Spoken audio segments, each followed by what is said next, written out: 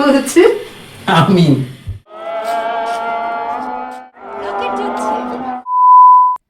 অসাধারণ একটা সময় ছিল, অসাধারণ সব খাবারের আয়োজন ছিল।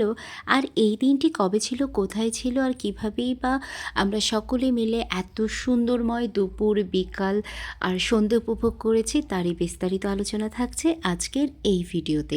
নমস্কার বন্ধুরা, কেমন আছো তোমরা সবাই? আশা করছি সকলে খুব খুব খুব ভালো আছো। আমিও তোমাদের আশীর্বাদে খুব ভালো আছি। সকলকে স্বাগত অনার জগতে।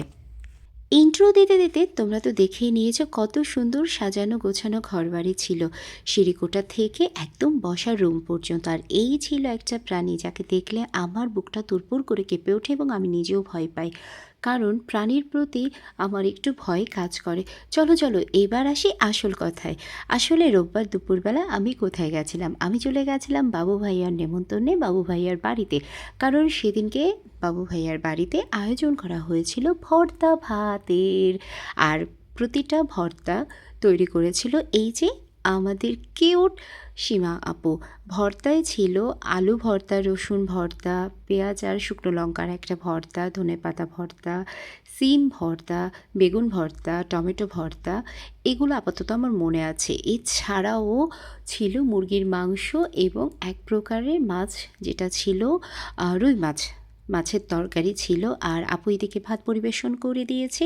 আর আমার সব থেকে ভালো লেগেছে হচ্ছে আলু ভর্তা আর হচ্ছে পেঁয়াজ দিয়ে আর শুকনো লঙ্কা দিয়ে যে ভর্তাটা তৈরি করা হয়েছিল সেটাই।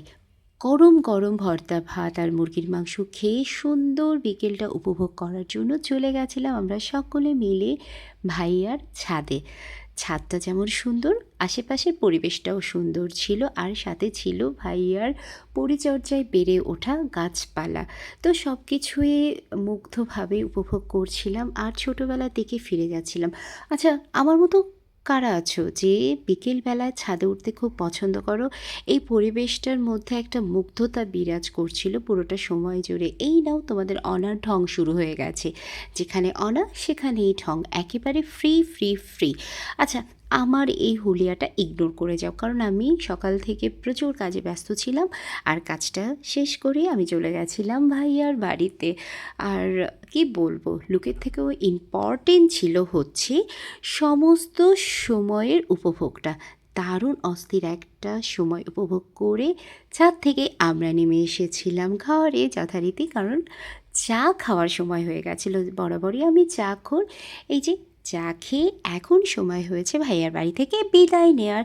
তো আজকের ভিডিওটা এই পর্যন্ত। আশা করছি সকলের ভালো লেগেছে। ভালো লাগলে কি করতে হবে সকলেই জানো, like comment share and subscribe করতে হবে। দেখা হচ্ছে নতুন ভিডিওতে।